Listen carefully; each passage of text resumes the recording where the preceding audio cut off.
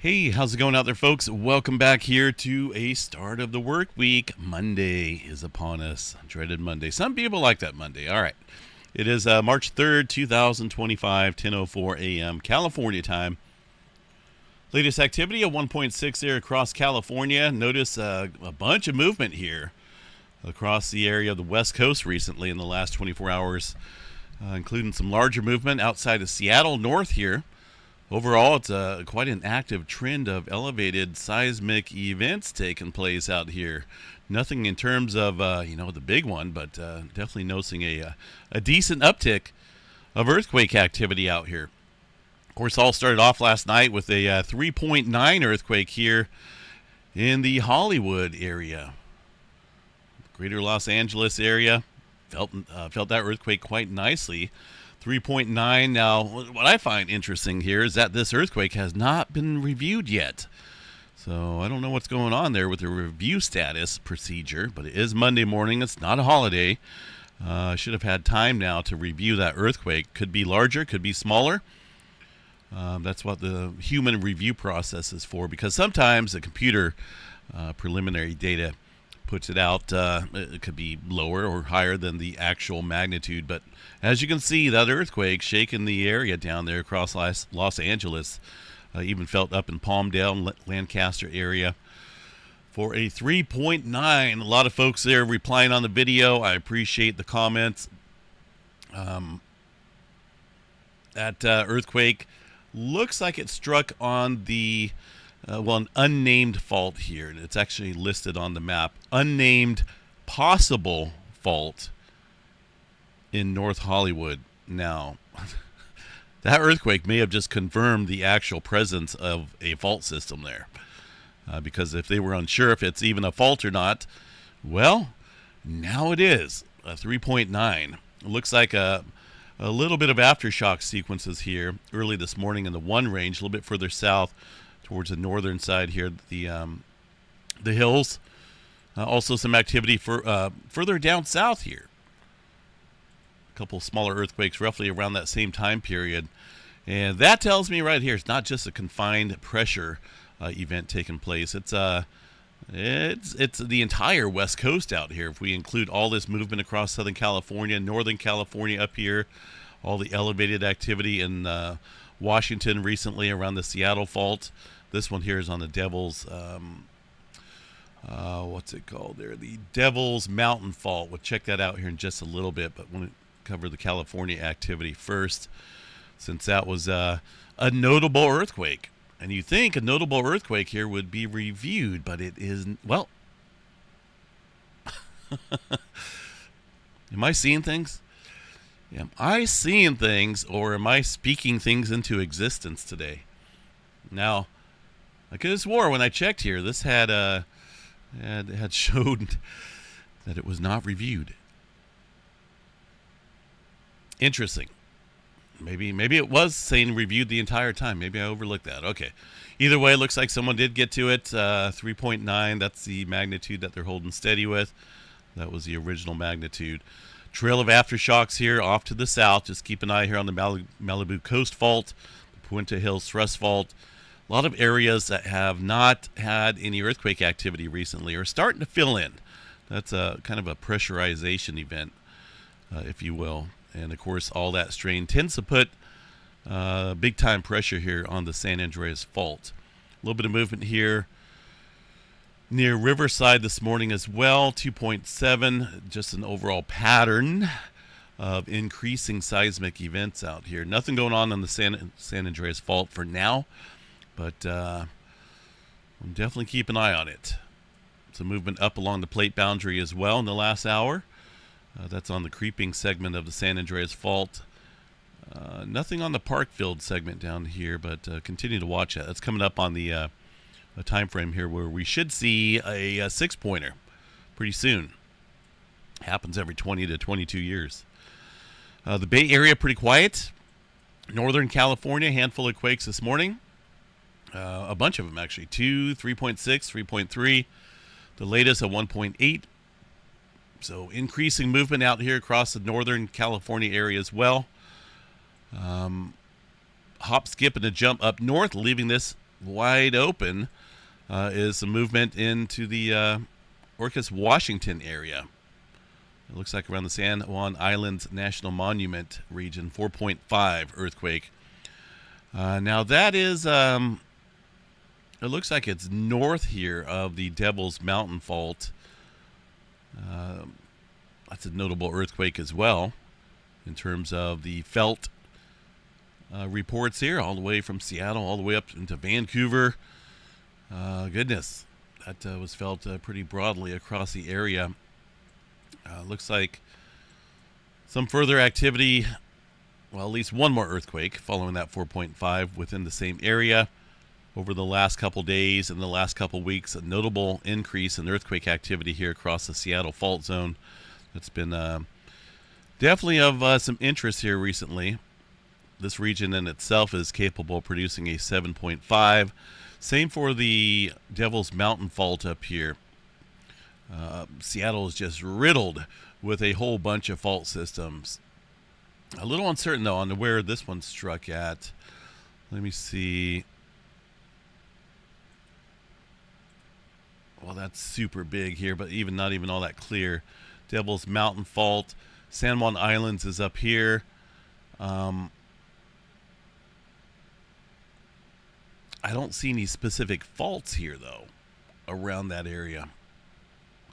This is their, more of a technical map. I know it's kind of hard to read here, but yeah, I don't see any fault systems specifically up there around the San Juan Islands where the earthquake struck.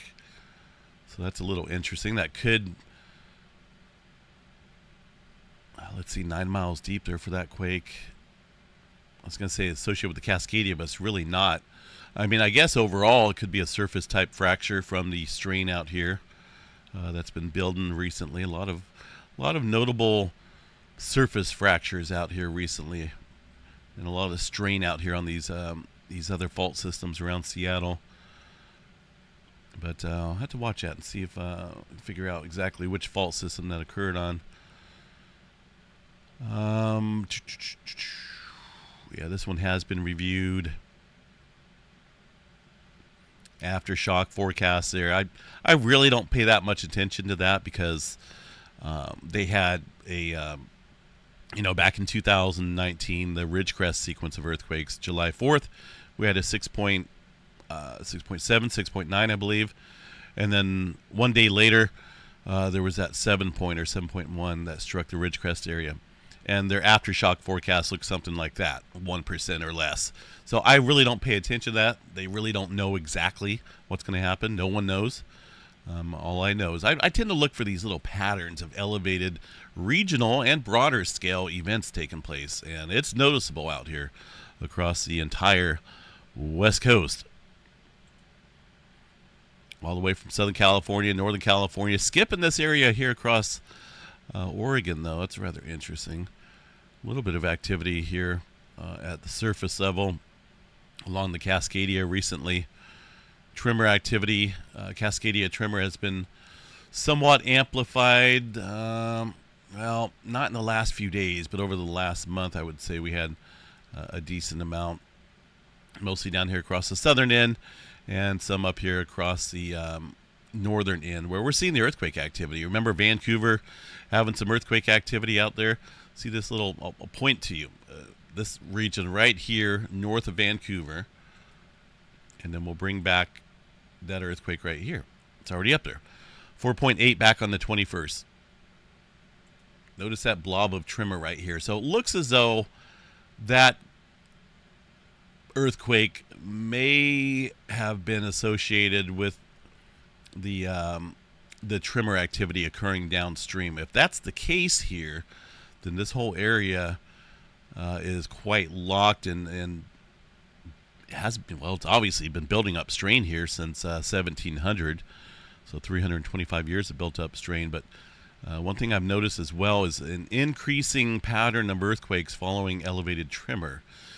Any tremor activity that takes place around the area results in earthquakes. And we've definitely seen a lot up here across this area recently. Not so much in the last week. Here's the last week of activity. In fact, pretty quiet, except for down here across the southern end. Nothing up here, but that doesn't mean that strain is absent from the area. There's a lot of pressure out here for the Cascadia. There's other faults not associated with the Cascadia, but just the general movement of the North American plate. And, look at that. That's a lot of elevated activity out here across this region, specifically in this area. It's people say you can't pick out patterns of earthquakes, right? Well, maybe if you're a little ant on the map, like we are, a little human here on the map, but from a distance, geology speaking, this is a regional view, and it's got a pattern to it. Elevated. It's not lacking activity like this area. It's definitely been ramping up out here with no big earthquake, but all this activity similar to Southern California, when we have elevated earthquakes like this, like we had last year, a bunch of fours kicking off, there's an increasing chance of a larger magnitude across the area. Same for the Seattle area, Tacoma, Olympia. This whole area should be vigilant here for a little bit, because this earthquake activity is not dying down. Doesn't mean that the Cascadia is going to rupture. It looks like there's a lot of strain out here in the area, and there are fault systems that are overdue out here that are capable of producing, some damage out there. That's just one area that's definitely had a number of earthquakes out there. In fact, if you include the movement up here across Canada, this area of Canada had some elevated activity as well inland. May all have something to do with the Cascadia. I mean, there's definitely a lot going on out here. Not a lot of earthquake activity, but a lot of pressurization. They say when the Cascadia subduction zone goes, as far as a 9.0 or a partial rupture, it just goes. We don't see 5-pointers here, little 6-pointer down south here on the plate boundary. It just pops all at once. But there's signs. Obviously, inland, the tremor, those are the signs of the strain, the result of the strain. And then eventually we'll see a pop there on the Cascadia. Northern California has been quite active out here. Some people may say, well, this is just aftershock sequence from the 7-pointer last December. But even before the 7-pointer, we were seeing stuff like this. So, this is a very dynamic area, and to say this is just aftershock sequences there from the 7, I don't like that, because there's so much going on here. Interaction between technically 3 plates. You got the North American plate here, the bigger one, right? Over here to the east. Pacific plate, roughly here southward. And then you got the Gorda plate, or the southern end of the Juan de Fuca plate. And that's a very dynamic area. There's been a lot of earthquake activity there. That is the key word. And I'm sure a lot of that's putting some strain up here across the Cascadia. We haven't had a lot of Gorda ridges here showing any activity recently. I think we had some back in December, a whole bunch in December, prior to that 7-pointer down here. Here's a little bit better view so you can see the ridges out here. This is a spreading seafloor center, obviously creating new land. Those ridges are a result of the strain here, right? When the 2 plates interact here, if it doesn't slowly, or if it doesn't smoothly slip down here underneath this area, you get these built-up ridges here. That's how you get mountains and hills and stuff, because of the strain. And that's this area down here, the southern end, is it ruptures more frequently than a full rupture across the Cascadia. That's why I said, similar to my previous videos, I think we have a higher likelihood of a partial rupture of the Cascadia compared to a full rupture. But you never know. 325 years ago, that's when the last big one out here. And in between big ruptures, the full ruptures, we see these partial ruptures. It could happen down south. It could happen up north. But more than likely, the obvious scenario for a partial rupture is going to happen here, just due to the dynamics. There's more strain being applied. The accumulated slip rate is higher down here across southern end. And that could be up to an 8.4, 8.5, which would, it's a pretty big earthquake. So keep an eye on that. Elevated movement up across Washington, Northern California, creeping segment of the San Andreas Fault active. Bunch of movement down south here recently. This whole area needs to be watched. Further inland, not a whole lot going on. A couple smaller earthquakes here across Yellowstone, but nothing major. Just a handful of smaller quakes today. I think the map is still offline or still behind. We'll check out the Yellowstone overview. It's not these guys. It's not their fault. It's directly from the University of Utah. For whatever reason, their data has been 12 hours behind. If you look at the timestamp here, this is from 11 o'clock at night last night, right? This should be up to date. It's almost 11 in the morning. So that time right there, that's from last night. So we don't really know if there's any earthquake activity occurring. There's a little bit over here around Parker Peak, but those are not the earthquakes that are showing up on this map from this morning. So I don't know why it's behind, but it is. Hopefully they get that fixed. Texas oil fields still rocking and rolling. Outside the New Madrid seismic zone there, 2.1 and a 1.8. Got to watch that. 1811, 1812, a series of large earthquakes struck this area. In the mid, some say upper 7 range. I had about 3 or 4 of them. And that today would be a drastic event out here, damaging. Slip rate out here is a little bit, it's not high compared to California where we see the slip rate, accumulate quite nicely throughout the years. I think it takes hundreds of years here, even though it's been, a couple hundred years. 1911, 2011. I don't know. I think we got a little ways to go before this one hits. But it's one of those things. You never know. It's been active as well out here. Last 30 days of earthquake activity centered north of Memphis. A handful of earthquakes, including today's events out there, for a total tally of 16 earthquakes across the New Madrid seismic zone. It's a little bit less than what we had back in December. I think we had about 30 or 40. All right, let's take a look here at worldwide activity real quick for as the largest magnitude in the last 24 hours. 5.3, but so far today after midnight, a 5.1 across the Guam area, that 5.3 down in Indonesia Islands area.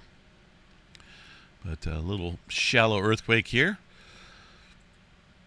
Looks like we've had a number of earthquakes in this region. One a couple days ago, fairly deep. That was on the 1st, 39 miles deep. A couple days later, some shallower adjustment, literally right upstream here.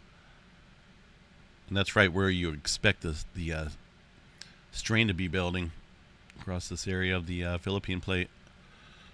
We'll keep an eye on that region there. It's showing some interesting activity, similar to what we've seen up in the Aleutian Trench here recently. But that looks like it's dying down here today. A couple earthquakes there across the Kuril-Kamchatka and the Japan Trench.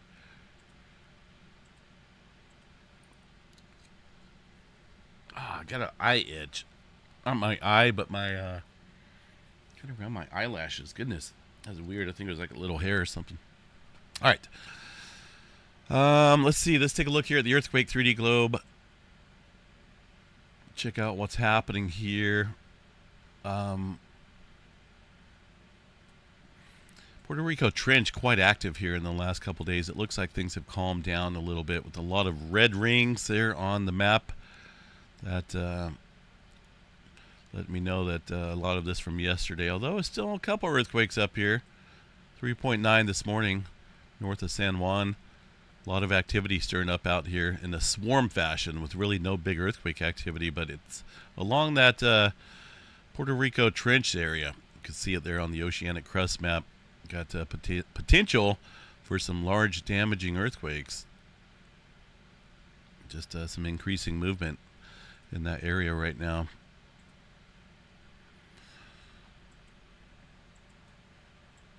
The Atlantic Ocean, pretty quiet. Some older quake activity from yesterday. In fact, a lot of older activity here all over the map. Clustering going on there across the Philippines area, south and north. Nothing major. Santorini area. Let's double check that real quick, see what we got. This is the geophysics site from Greece. And we're going to check out the latest recorded seismograph station down here, see what we've had. Got a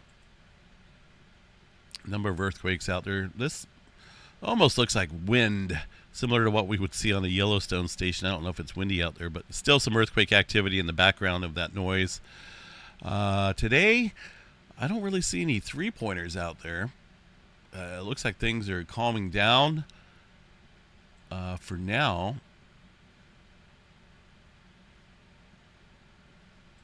Let's go ahead and let's see here. Where'd I go?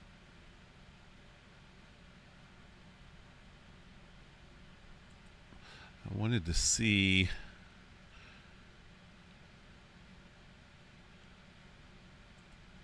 Well, I mean, there's really no need to look at the other stuff. So let's check the station viewer.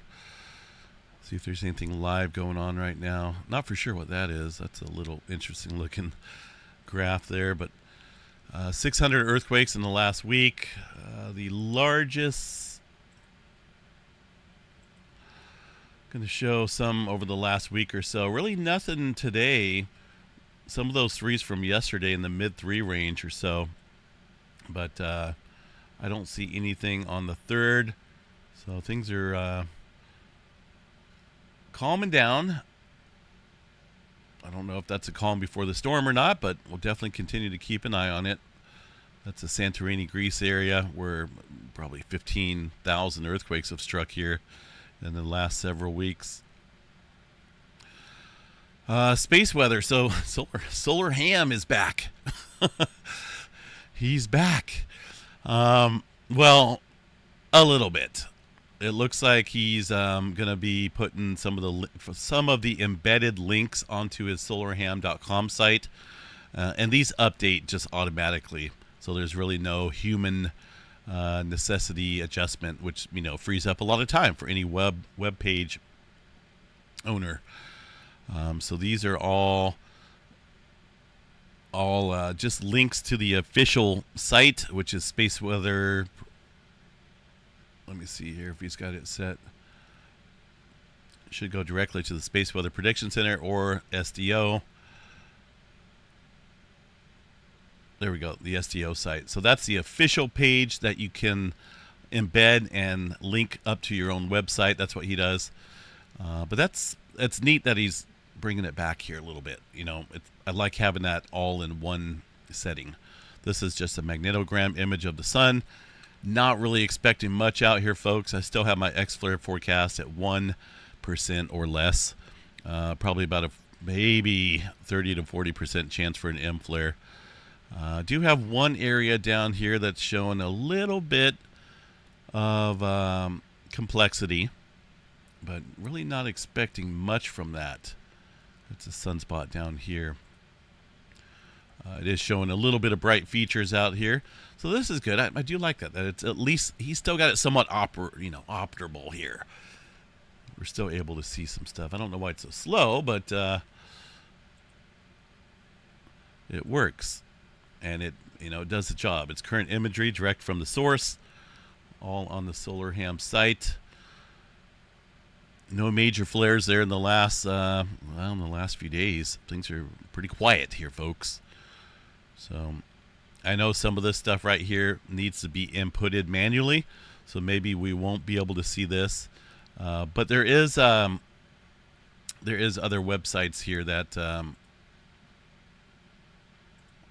that you can use to check out the forecast here for the auroras, the Space Weather Prediction Center. There's not anything major coming. I mean, these guys have maybe a slight chance of some G1 storming here over the next couple nights, and that's just due to maybe, I keep saying maybe, but a CME that blasted off here a couple days ago may have a near hit, near miss, whatever you choose, on the planet that may spark up some auroras over the next couple nights, along with some general high-speed solar wind stream. But really not expecting anything major out here, folks. Things are quite quiet out here across the board for aurora activity. And of course, flare threat way down there as well. Far side watch, that's up here. I know I had it up here. Okay, I got the direct link somewhere up here. That'll work. This is from yesterday, but that's normally how it is. I think they'll update it here pretty soon. Not a whole lot here on the far side. We got one area, center disk on the far side. Eastern limb is right here. Western limb is over here. I know it's a little different, but this all wraps around into a globe. You just have to picture a globe here. This is just a flat scale model Earth. Earth facing side is right here and right here. Eastern limb, western limb. So the sunspots are moving off in that general fashion to the right. Same for over here. And we're left with, there's not a whole lot on the Earth facing side aside from that one sunspot I mentioned earlier. But far side and what we may expect to see here in the coming weeks, I'm not seeing anything promising out there. This area still has a number of days before it reaches the eastern limb, and then from there it will become visible. But it looks like it's shrunk quite a bit out here in the last couple days. It was a source of some big flare activity here that shot off all those protons a number of days back, but it looks like it's dying. But nonetheless, it is pretty neat. Looks like he may be working on this as we speak. All right. Yeah, David Gerner, definitely. They have been increasing. It's a noticeable increase, that's for sure. All right, Storm Prediction Center for severe weather. Today's outlook, a little concentrated area. They actually added a 10% chance here for some severe weather out across Oklahoma and northern Texas. Tornado activity is getting to be that time of year. Watch for some spinning water vapor around Oklahoma City, Norman, Wichita Falls, Denton. Goodness, that looks like a springtime setup right there. 5% around that, 2% extending up into Kansas. Just be on guard today for some spinning water vapor. Don't want to run into that. A little bit of wind out there. Actually, a decent threat for some wind, 30% chance, and even some hail. So just be on guard with those storms out there today. Tomorrow, the weather shifts to the east, but on a much broader scale, bringing with it, a hatched area. 10% hatched area. That tells us right there that, there's a 10% or greater probability of seeing an EF2 to an EF5. That's the strongest tornado recorded out in this area. So, man, a couple days here of severe weather potential across this region. Got some wind, big-time wind threats as well, and not so much hail. Hail seems to be back across this area. Looking at the extended model runs here, we'll put this weather model into motion. There's our severe weather today, later tonight, across Oklahoma and Texas. That moves to the east tomorrow, bringing that tornado threat and wind threat out there across Louisiana and Arkansas, Mississippi area. That scoots further east, bringing the weather with it, obviously. Another storm system out on the west coast, bringing some snow and rain out there to Southern California and Northern California. Another system behind that. Southern California looks like they may be catching up in the rain bucket here. Looks like they may be having a miracle March. It's been pretty dry out there for most of the winter, except for in February, they had some mudslides out there, some heavy-duty rain.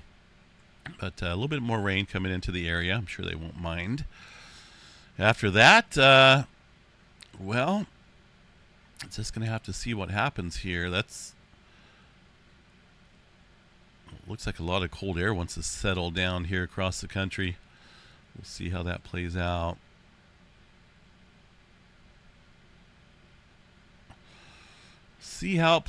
All right. I'm trying to think if there's anything else out here. Just be on guard, folks. Seismograph stations out there right now look pretty quiet. But last 24 hours, I think everyone can agree there's definitely an uptick in earthquakes out here across this entire area. So I've said it. Dr. Lucy Jones says it. When there's a number of 4s or a number of 3s increasing, there's more of a chance of seeing a larger earthquake due to the multitude of quakes out here. And that's what's happening. We're seeing elevated quake activity across the West Coast. And therefore, it makes sense that there's ever increasing chance of seeing something bigger out here. Eeny, meeny, miny, mo, wherever it goes, I don't know. It could happen anywhere. That earthquake there north of Los Angeles, or around the Los Angeles area last night on an unnamed potential fault. It's interesting that they say that. Unnamed possible fault. We're seeing these areas get hit with earthquakes. I'm sure that's a legit fault now, if that was maybe a fault. 3.9 right on it. And it has been reviewed. So I don't know why it said that earlier. Why it was stating... unless I had some old data on here.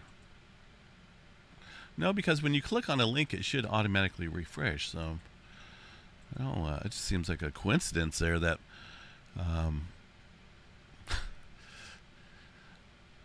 it goes from automatic to reviewed as I'm doing my update. Even on some of these older models, it goes to reviewed. So, all right, enough of that. Maybe I was just misreading it. Have a good one, folks. Enjoy your Monday. Stay safe out there, and we will catch you guys out here a little bit later on this evening, unless something major happens. Stay safe out there.